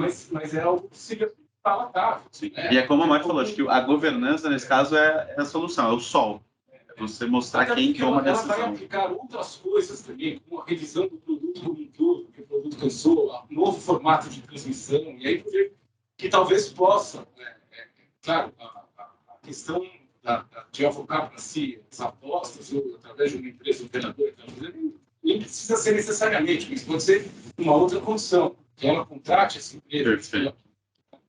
Então, era isso que eu queria me certificar. Eu já escrevi a proposta disso, uma vez eu falei assim, é mesmo, porque não tem a regulamentação, eu venho acompanhando, né? Eu vi o decreto que incluiu o PPI, veio de consequência para o PND, né? Programa Nacional de Transação, então isso vai poder ser operado daqui a pouco. É o que a gente espera. E a minuta que deve sair desse justamente vai tratar disso, que ela vai exigir que o operador esteja baseado no Brasil. Ele vai ter que abrir empresa aqui e ter dirigente aqui, ter gente trabalhando aqui, entendeu? Então, aí você tem vários benefícios, né? Primeiro, que você gera mais empregos aqui, já de cara. E quando a gente estava falando da questão da proteção ao jogador, ao apostador, tem o lado daquele cara patológico lá que a gente já falou bastante, mas também tem a questão da garantia do prêmio, né? Então, a partir do momento que esse cara está aqui no Brasil, com o escritório aqui, o diretor aqui, como é que fala lá, com os depósitos lá seguros, depósito de garantia que eles vão ser obrigados a ter, o apostador fica muito mais tranquilo de saber que se ele ganhar, ele vai receber, entendeu? Hoje, eu diria que funciona muito bem, tá? São raras as exceções. Mas, no fundo, o apostador depende da honestidade, do profissionalismo do operador que está lá fora. Entendeu? E não como eu disse, funciona bem, a maioria dos operadores são sérios, né? E eles sabem que falei na minha apresentação, uma pisada nesse sentido queima o nome, ninguém mais vai querer saber dele, mas é mais por isso do que por força de regulamento, por força de norma. Entendeu? Eu acho que tem que ter as duas coisas, né? Que ele é sério, ele quer pagar, mas também, se ele, por acaso, tiver um problema, ele vai ter que se virar para pagar, entendeu? Não pode, sabe, falar, olha, infelizmente, sabe, tive um prejuízo no fim de semana aí de 10 milhões, eu não tenho dinheiro no caixa para pagar. Porque, como eu falei, envolve risco. Lógico que, já entrando em outras áreas, né, tem muito software hoje para o cara gerenciar esse risco, a exposição dele e tal, mas mesmo assim, às vezes, acontece. E muitas vezes é pontual, é um fim de semana, ou um determinado mês, que ele acaba ficando até no prejuízo. Entendeu? Tem que ter a capacidade financeira, tem que ser muito bem avaliada. Pode ser qualquer um que chega lá e fala, quero uma licença lá com o pessoal lá da SECAP lá de Brasília. Não vai ser assim. Não pode ser assim. Perfeito. Eu vou passar a palavra para o Bernardo comentar sobre o uso de cripto no mercado de jogos e depois eu vou pedir a ajuda da Ângela para a gente verificar que perguntas que a gente tem no online. Tá, essa pergunta eu vou deixar um pedacinho para o Itamar, que eu acho que o Itamar, num ponto específico, ele tem talvez um detalhe melhor que eu. Mas foram muitos temas aqui misturados, hein? Eu vou tentar acomodar todos. Bom, vou voltar no ponto da Mari, e você também. Eu peço para que vocês tenham muito cuidado quando vocês se referirem ao termo gatekeeper, vocês falaram ele no sentido positivo. E, na verdade, na lavagem de dinheiro, no encaminhamento de avaliação de risco, como o Gafi, olha, o gatekeeper é o lado negativo, viu? Então, você falou, o porteiro vai estar lá para impedir. O contrário, o porteiro vai se fazer representar o cliente. Então, o gatekeeper, no sentido da lavagem de dinheiro, ele é aquele cara que esconde o cliente, que faz o negócio em nome do cliente. Esse é o gatekeeper. É o trust, é aquele cara que opera em nome. Então, só a gente precisa ter bem claro que, claro, nós temos gatekeepers que vão estar sujeitos, e aí que fizeram a recomendação do Gavi, fala que os gatekeepers, trusts e alguns fenômenos desses de gestão de empresa em nome de terceiros, esses caras também estão sujeitos às medidas preventivas, justamente para que o gatekeeper não ajude o cliente, ajude o cliente no sentido negativo. Né? Então, o gatekeeper tem essa conotação ambígua. Então, é importante a gente ter isso em mente, porque provavelmente, na questão dos jogos, Mari, aí você colocou um exemplo interessante. Como que a gente poderia misturar uma fraude com lavar dinheiro? Quer ver? Match fixing com dinheiro sujo, que é mais fácil que isso. Junta uma bolada de grana suja e simula o match fixing. Vamos imaginar que a gente não consiga detectar o match fixing. Está lavado o dinheiro e se ganha na loteria, se ganha o prêmio ali, né, exatamente com uma combinação de resultados. Já é uma operação fraudulenta, mas que o dinheiro tem origem lícita. Já misturamos os dois, uma bela de uma tipologia. Claro que aí você vai ter que olhar, né, e aí a norma e todos o mecanismo, ele tem que observar não só as possibilidades, né, de controle de fraude e as possibilidades de controle de lavagem de dinheiro. Você também disse a questão da como vai ficar a norma, se vai ter especificidade. Pega a norma do Banco Central, é a mesma norma para banco, para câmbio, para sociedade de crédito, cooperativa e tal. O que muda? Muda a palavrinha mágica que agora tem, que é a avaliação de risco. Você vai ter que avaliar risco de cada modalidade esportiva. Ou seja, hoje, o risco, por exemplo, da loteria, praticamente quem opera é a Caixa, praticamente um monopólio, e a Caixa é um sujeito obrigado porque ela é um banco, e é um banco público, 100% do capital do Estado. Ou seja, o risco da loteria é muito baixo, por uma série de componentes. E aí você vai ter que classificar. A própria norma, a própria minuta de norma vai prever um capítulo específico para uma avaliação de risco, análise de risco, em que você vai ter que levar em consideração especificidades de cada uma das modalidades. E aí, é claro, isso precisa ser feito em conjunto com os operadores. E aí, acho que o Ari citou muito bem, os operadores também compram software de avaliação de risco para eles gerenciar as operações que são feitas pelos clientes. Né? Então, tudo isso é dentro de uma abordagem com base no risco. Esse é o segredo de hoje em dia, de você fazer uma norma padrão, uma norma guarda-chuva para setores que eventualmente estão sob a sua jurisdição, a sua regulação e que tem características diferentes, você vai ter que tratar isso dentro do componente de risco. Questão dos ativos virtuais. Os ativos virtuais em si, já dentro de uma classificação de risco, trazem componente de risco. Por quê? Porque a gente não sabe quem é, onde estão, o que fizeram, quanto tem o lastro. Não estão no Brasil, provavelmente não estarão no Brasil. Então, você ter que observar dentro dos sinais de alerta aqui na norma para apostas virtuais, apostas eletrônicas, de que pagamentos realizados por meio de ativos virtuais têm um gradiente de risco maior do que pago com cartão de crédito. Então, tudo, de novo, volta para a questão do risco. Eu vou ter que olhar não só os riscos dos clientes, mas, é claro, o risco da operação, do tipo do meio de pagamento, da localidade. É um centro offshore? É um país que tem problemas na lista do GAFI? Vai mais um pontinho para o risco. Então, é tudo dentro de uma abordagem com base no risco. Então, a norma vai dar essa diretriz, mas é claro que o operador vai ter que levar em consideração, e aí o Ari tocou muito bem, até pela credibilidade dele, ele não quer manchar o nome dele, e até por um risco de negócios, eventualmente o dinheiro é falso, o cartão é roubado, é clonado, uma série de componentes que ele vai ter que adotar dentro da sua abordagem com mais um risco para observar o cliente, o tipo de operação. O cliente, depois eu fui analisar, o cliente que fez a operação, ele usou uma conta de um terceiro, porque existe uma tipologia muito clássica, por exemplo, é uma tipologia que foi apresentada pela África do Sul, acho que em Las Vegas acontece muito isso. Você não chega lá no cassino mais de peito aberto, você tem que abrir uma conta no cassino. É quase que o cassino como uma instituição financeira, submetido às mesmas regras de controle. Ou seja, transferências sendo feitas por clientes diferentes dentro de contas do cassino. Olha que maluquice, a que ponto chegou. Ou seja, ter mecanismos de detectar operações intracontas no cassino. Então, tudo isso é algo que a gente precisa exercitar para o caso das apostas esportivas. A gente ter essa questão de observar dentro de um espectro de risco, claro, mas, obviamente, a norma vai dar um direcionamento das principais obrigações. Né? E aí alguém falou assim, mas elas estão todas no exterior, como é que faz? Elas estão todas sediadas no exterior e as operações são internacionais, estão submetidas às regras internacionais. Vamos imaginar, eu uso o cartão internacional, o pagamento é feito em dólar lá. Aí alguém falou, mas tem operadoras que estão lá, todas estão lá fora, e, por exemplo, utilizam Pix, que é uma figura aqui que eu diria que é brasileira. Aí eu deixo para o Itamar.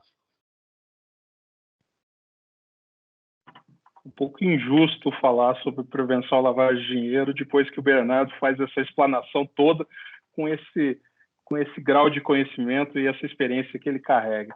Mas eu só queria complementar, então, Bernardo, que realmente a gente gostaria de já estar falando aqui sobre essa operação de apostas esportivas, já com a regulamentação dada, com todos os termos e todas as regras postas, para a gente discutir em cima disso. Mas não é o que está acontecendo, né? Mas a gente sabe que esse assunto é prioritário dentro do governo federal, é o que a gente pode adiantar, né? Isso faz parte da discussão estratégica no âmbito do poder executivo, então isso deve acontecer a qualquer momento. Mas eu sei que há uma expectativa, mas o que isso vai prever, o que isso vai dispor? Né? Então, só para complementar o que o Bernardo falou, a 9613 então, foi atualizada com a Lei 14.183 lá de 2021, prevendo essa aposta de cota fixa, né, Bernardo? Mas, assim, como você citou aí, a Caixa Econômica Federal já é o operador das loterias federais, ela já é um sujeito obrigado, ela já tem uma série de necessidades que ela precisa cumprir em termos regulatórios de prevenção à lavagem de dinheiro, de obrigações mesmo, né? E aonde que a gente pode ter essa ideia de como vai ser, o que vai ser colocado, o que deve vir nessa futura regulamentação em termos de prevenção à lavagem de dinheiro? É o que está lá na portaria 537 do antigo Ministério da Fazenda, né? Lá de 2013 já tem uma série de requisitos para as loterias tradicionais quando se fala de prevenção à lavagem de dinheiro, claro, mas o mundo evoluiu de 2013 para cá e, como o Bernardo muito bem colocou, com toda a propriedade e toda a clareza da explanação dele, né? Hoje a gente caminha para a base ser a avaliação de risco. Talvez essa portaria 537 lá de 2013 não tenha isso, mas hoje, né, os mecanismos dispostos pelo CAFI apontam para isso, né? E eu só queria... Eu não consegui ouvir muito bem as perguntas da plateia, mas o que eu pude captar, alguém falou sobre a questão de patrocínio, o potencial dessa atividade como patrocinar as ligas esportivas, né? Isso é uma realidade, mas isso também está dentro do escopo do que a gente falou sobre jogo responsável, né? A comunicação e a publicidade como um dos itens críticos. E, claro, quando o operador for verificar quais são os seus processos e as suas atividades passíveis de controle nas disciplinas do jogo responsável, a comunicação e a publicidade vão estar lá dentro, o patrocínio vai estar lá dentro, né? Não é à toa que eu citei aqui os mercados do italiano, o inglês e o espanhol, que são os mercados maduros lá da Europa, e nesses três mercados, a grande discussão que se tem recentemente, principalmente na Espanha, com uma edição de uma nova regulamentação, limitando as práticas de comunicação, publicidade, marketing das apostas esportivas. No Reino Unido tem uma expectativa aí da publicidade ser banida do patrocínio dos eventos esportivos, né? Então, assim, a gente está começando agora e essa discussão vai chegar. Então, assim, é um ponto de preocupação, futuros operadores, né, a sociedade como um todo, o regulador, né, precisa estar atento e se debruçar sobre isso, né, porque isso já vem acontecendo nos mercados maduros, mais cedo ou mais tarde a gente vai encontrar essa realidade. Então, Bernardo, eu só quis complementar esse ponto aí para as pessoas já terem uma ideia do que já está estabelecido para as loterias tradicionais. Pedro, 5 segundos só para comentar um ponto do colega Alexandre. Virtualmente, ele fez um comparativo se a norma preveria a diferença, por exemplo, entre apostas online e cassinos, sendo que apostas online são mais voltadas a jogos de habilidade.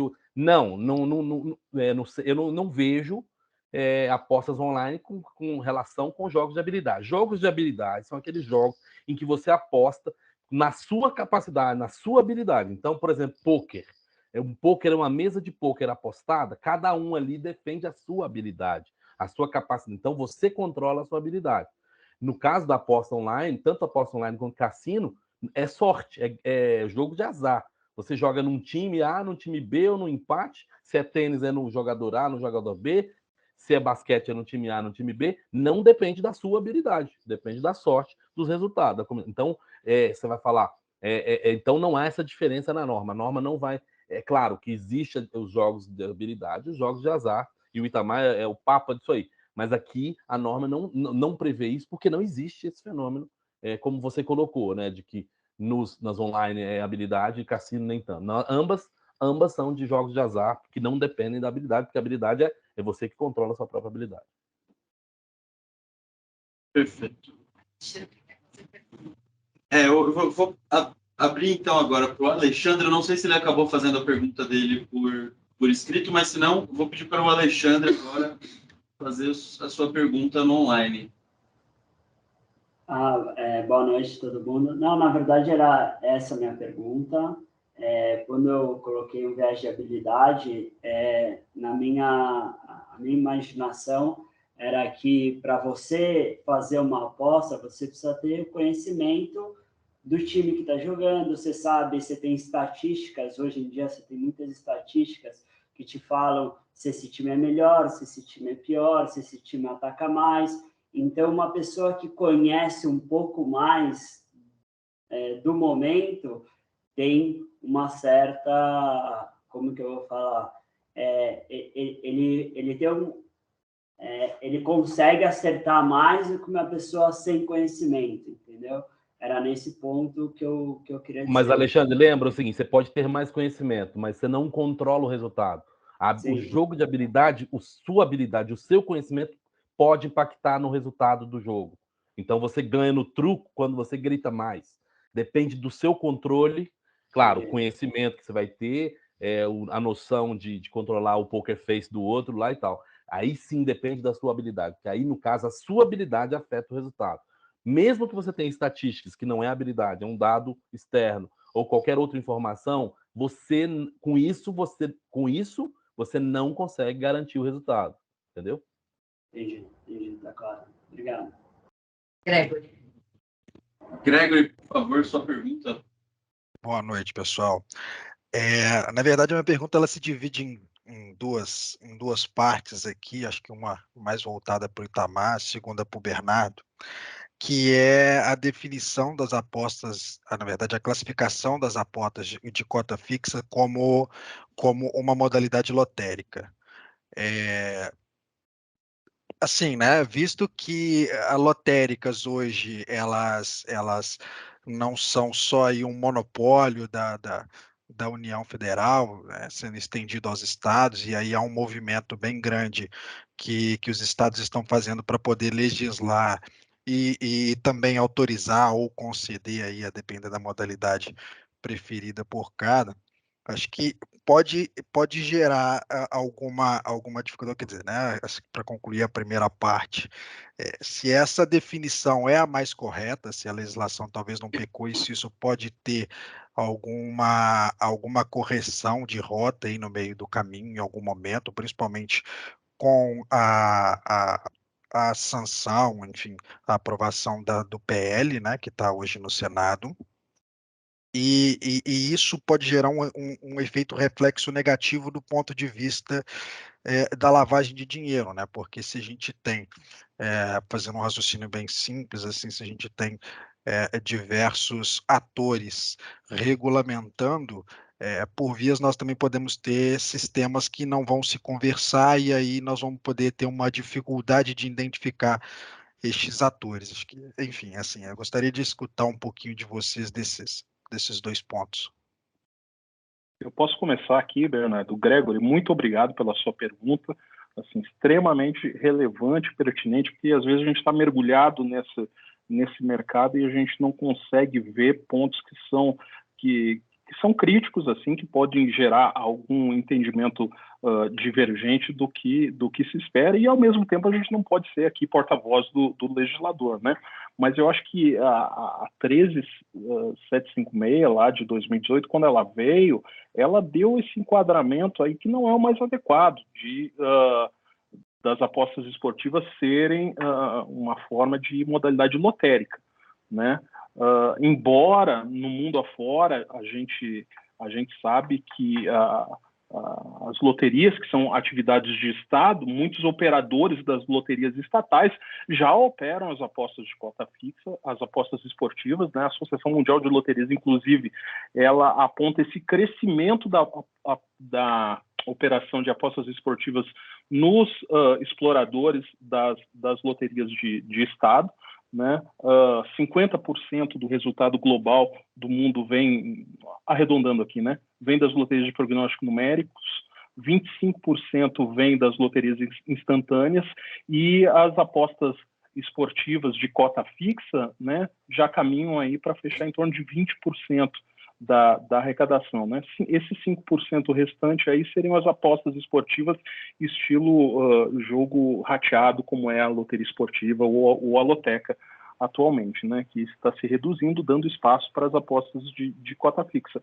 Então, eu acho que isso foi detectado, e o Ari foi muito, muito feliz quando ele colocou que talvez um dos dificultadores para a gente não ter tido essa regulamentação até hoje foi ter que alterar esse mecanismo que estava previsto na legislação, na 13756, de divisão simplesmente da arrecadação, né, diferente de uma aposta que envolve risco, que é o jogo bancado como as apostas de cota fixa, que só foi corrigido lá com a 14187 lá em 2021, embora no caput do artigo 29 ainda se mantenha lá a questão da modalidade lotérica, né? Mas isso está só no rótulo. Quando você for ver a forma de tratamento da arrecadação, ela já está adequada como jogo bancado. Perfeito. Acho que é a pergunta do Marcelo, né? A gente tem mais uma última pergunta aqui online, do Marcelo Palma. Em relação aos pagamentos, sabemos que as operadoras estão localizadas no exterior, implicando transações internacionais. Em relação às empresas intermediadoras de compra-venda de créditos, que podem ser adquiridos, por exemplo, com a emissão de boletos, a regulamentação recairia sobre essas empresas também? Vou passar para o Ari, porque ele adora comentar sobre boletos, esse instrumento maravilhoso do mercado de pagamentos. Então, vamos lá. Como eu falei na minha apresentação, né, tem várias formas de fazer isso daí. No caso da minha empresa, a gente escolheu uma forma que foi consenso com o nosso time de jurídico e juntamente conversando com os bancos aqui no Brasil que trabalham nessa área, tanto de varejo como bancos de câmbio. Então, o nosso modelo é um pouco diferente da concorrência, porque a gente trabalha com uma conta digital, é uma carteira eletrônica, e aí a gente tem muito mais controle. A gente faz lá que é assim, bem rigoroso em cada cliente, né? O processo de onboarding, tanto hoje está totalmente no aplicativo. Então, existem várias empresas hoje no Brasil que fornecem, né, pacotes para auxiliar nesse processo. A gente, passando pelo processo de autorização do Banco Central, eu acho que colocamos umas 4 ou 5 empresas lá, cada uma com um pedaço do pacote todo de entender esse cliente, saber quem ele é e ter certeza que a gente está tratando com essa pessoa mesmo, né? Então, só para ilustrar um pouquinho isso que eu falei na prática, né? Por exemplo, o Pix hoje está dominando, todo mundo sabe, para nós lá não é diferente, mais de 80% do volume hoje vem de Pix. E a gente, desde o início, a gente viu que poderia ser, o Pix poderia ser ter uma brecha ali para algum ato, como é que você fala? Atípico, né? Transação atípica. Chique esse nome. Então, o que a gente fez? A gente desenvolveu parceria também com uma outra empresa, uma outra fintech. Então, hoje, por exemplo, o nosso cliente, ele gera um QR Code do nosso lado, e se ele passar esse QR Code para outra pessoa, outro CPF, outra conta pagar, ele nem consegue fazer o Pix.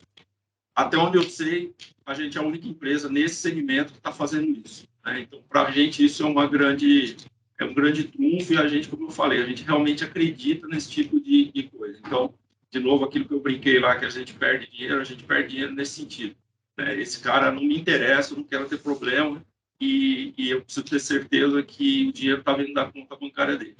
Aí, entrando na pergunta específica no boleto, o boleto realmente é um probleminha, né?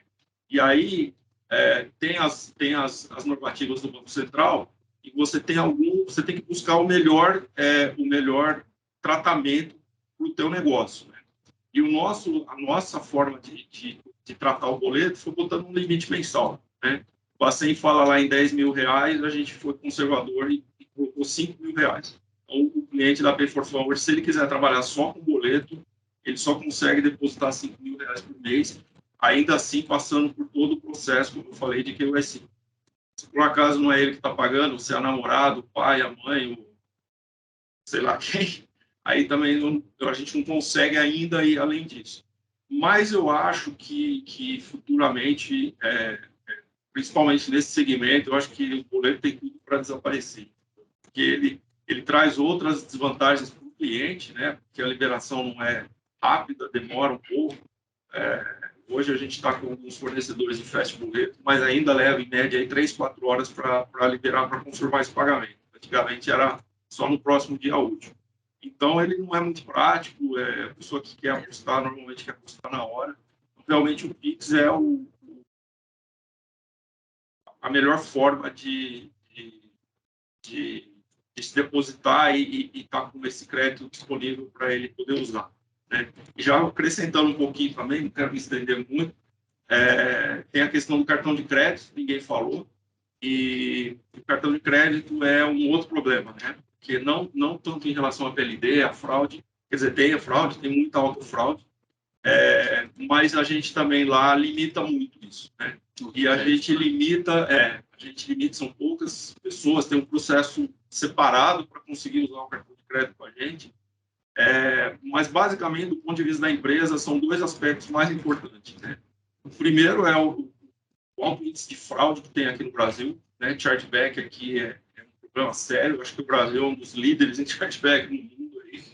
E o segundo ponto, ele é um pouco mais, tem um pouco mais a ver com o jogo, que é a questão do crédito, né? Então, o nosso time lá, a gente acredita, e não é da boca para fora, que para a pessoa para jogar tem que ter dinheiro. Entendeu? Então, o cara, sabe, entrar numa dívida, estourar o cartão de crédito, daqui 30 dias não ter dinheiro para pagar, vai dar problema para ele, vai dar problema para a gente, e vai dar problema para o operador.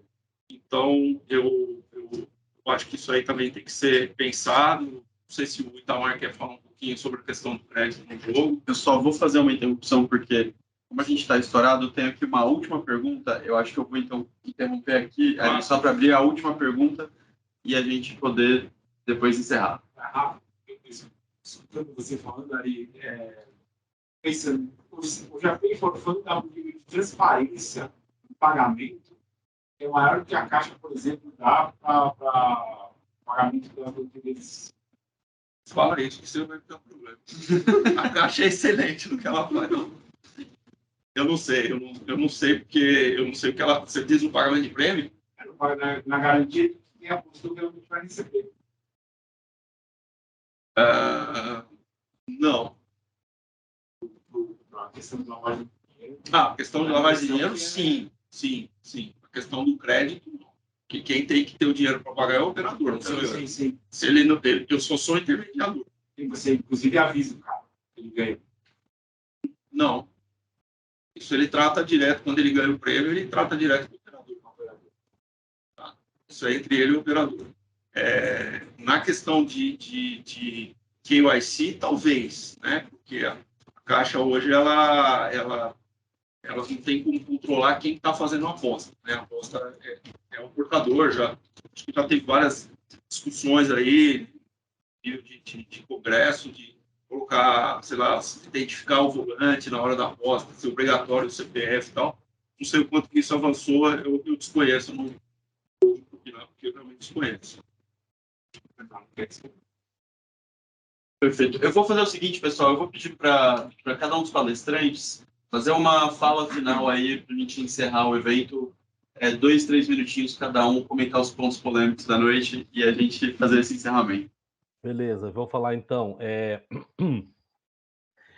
Sim, existe um projeto de lei tramitando para incluir a identificação do apostador. Isso é inócuo, não funcionaria, porque você imagina o seguinte, eu tenho 20 milhões de reais numa mala, e aí eu chego para o Ari, e o Ari ganhou 10 milhões. Eu falaria, eu pago 20 milhões no seu bilhete premiado de 10 milhões. O Ari falou, nossa, ganhei o dobro.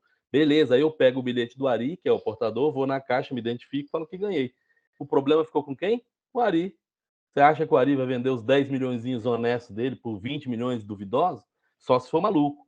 Porque o problema que eu tinha para identificar o meu dinheiro, eu passo para o Ari. Então, o Ari que vai ter que ir no banco, chegar lá com 20 milhões numa mala e falar, ó, aqui, ó. Aí o cara vai falar, de onde é que veio esse dinheiro, meu amigo? Esses 20 milhões nessa mala. O que você vai dizer, Ari? Provavelmente você vai ficar no enrascado. Então, quer dizer, o importante é identificar na chegada mesmo ali. Quem está com o bilhete, vai lá. Alguém que ganha... E aí, hoje, a regra é muito clara. Quem ganha mais de 3 vezes, CPF que recebe mais de 3 vezes, ele é identificado. Você fala, mas eu poderia usar laranja. Até pode, mas, assim, de certa forma, vai identificar. Então, muita gente não vai querer ser identificado. A questão da identificação é muito importante. Então, eu acho que esse ponto faz com que se evite fraude ali na origem, né? Aquela clássica do João Alves lá, que ganhou 600 vezes, aquilo lá não vai acontecer mais. Hoje não aconteceria. Naquela época era 94, muito antes da lei de lavagem. Então, aquele fenômeno não vai acontecer hoje. Hoje existem mecanismos de identificação. O que eu diria sempre aqui para vocês é o seguinte, para terminar, eu gosto de terminar falando do evento em si, não falando, agradeço. Então. Dizer que é importante que nós tenhamos essa norma, sim, porque existe um mercado batendo a porta e é um mercado importante. Os jogos, eles são tão importantes quanto qualquer outra atividade econômica, porque ele prevê arrecadação, gera emprego, e é claro que, por ser vulnerável, como qualquer outra atividade, as regras de lavagem estarão atentas também para os jogos. Alguém falou assim, o melhor nome da loteria. Eu, pessoalmente, não gosto de colocar como modalidade lotérica. Acho que o Itamar explicou tecnicamente.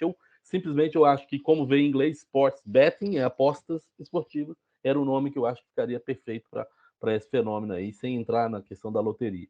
E por último, só assim, agradecendo o Pedro e todo o INSPER por essa oportunidade, dizer um pouco de que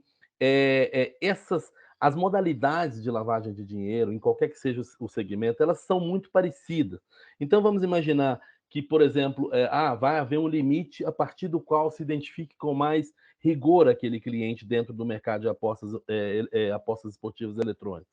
Provavelmente, alguém vai tentar fazer operações estruturadas abaixo do limite. Tudo isso já são coisas que ocorrem em outros setores econômicos e que a norma já abarca esse tipo de situação. E aí, Ari, você falou que a transação é atípica. Atípica é um nome bonito, porque o que está na lei é comunicação de operação suspeita. Então, assim, já traz um componente negativo muito grande e eu acho que ninguém gostaria de ser objeto de uma comunicação de operação suspeita que é feita à unidade de inteligência financeira, que aquilo pode desembocar numa investigação criminal. Então, eu imagino, o termo atípico eu também uso para evitar o suspeito, mas o que a lei diz é suspeito, e suspeito é suspeito. Então, isso servirá também para o mercado de apostas esportivas. Obrigado a todos, espero encontrá-los em breve em outras oportunidades. Obrigado, Bernardo. Itamar, por favor. Bom, Pedro, eu só tenho que agradecer a oportunidade por essa discussão que a gente teve na noite de hoje. Eu acho que a Mariana foi muito feliz quando ela colocou que a melhor forma da gente fazer com que um assunto seja naturalizado ou passe por um processo de asepsia, como ela muito bem colocou, é trazer isso à luz do sol, né? De uma forma transparente, né? De maneira não apaixonada, né? Eu acho que esse foi o grande mérito dessa discussão de hoje. Foi uma discussão de alto nível, muito profissional, muito voltada para as melhores práticas mesmo.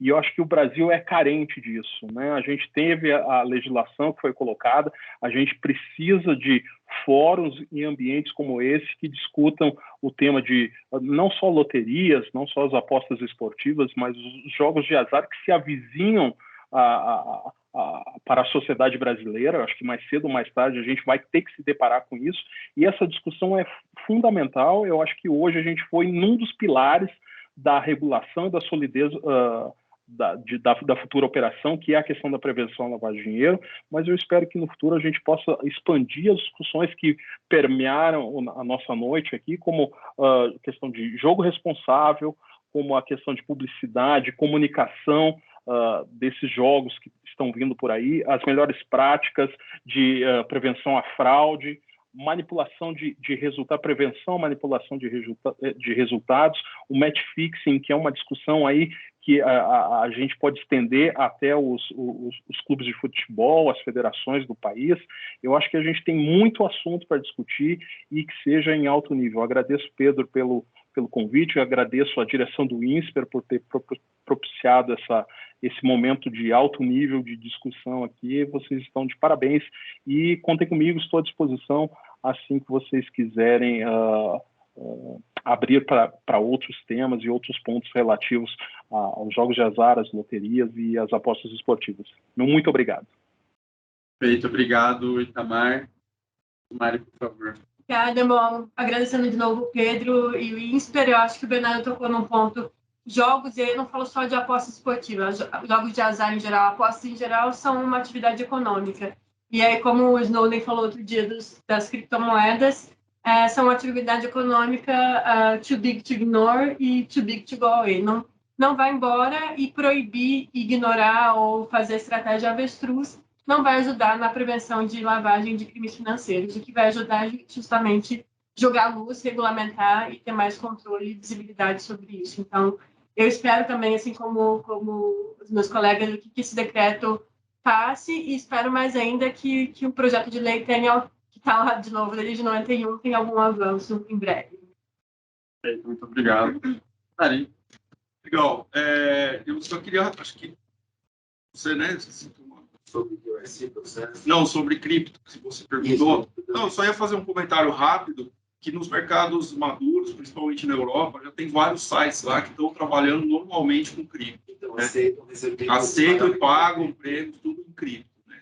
Então, eu vejo isso como uma tendência. Eu acho que é um pouco cedo para o Brasil, porque a gente ainda não está muito bem regulamentado em outras áreas aí em relação a cripto. Né? Eu acho que o Central ainda está trabalhando nisso, mas eu vejo como um futuro. Eu acho que o primeiro passo é a gente começar com essa regulamentação, começar trabalhando com moeda, com reais mesmo, mas eu vejo o cripto em breve entrando nesse cenário, sim. Né? Isso. Eu acho que é por aí, né? E aí, como comentário final, eu queria dizer que, pelo menos para mim, esse assunto é apaixonante. A gente poderia ficar mais algumas horas aqui falando. Eu estou à disposição aí, quem quiser procurar para tirar alguma dúvida, é só entrar em contato. E agradecer de novo aí a participação de todos, ao INSPER, aos colegas aí. Eu acho que é importante para a gente também, além de estar aqui na frente falando, é a gente aprender. Eu saio de casa todo dia, eu quero ter uma meta de aprender alguma coisa nova, aprendi bastante com todos aqui hoje. Né, Bernardo? Esse negócio que você falou da loteria aí, de 3 CPF, repetir o CPF, eu não sabia. Infelizmente, acho que é porque eu nunca ganhei, né? Talvez se eu tivesse ganhado 3 vezes, eu já saberia desse processo. Então, mas eu aprendi uma nova, então só tenho a agradecer. Muito obrigado aí a todos. Perfeito. Bom, pessoal, eu vou encerrar então o nosso evento, agradecendo demais a participação de todos, agradecendo o espaço do INSPER aqui novamente, dizendo que aguardo ansiosamente a regulamentação das apostas na bocha, né? Minha modalidade esportiva favorita. E é isso. Muito obrigado, uma ótima noite. Um abraço a todos.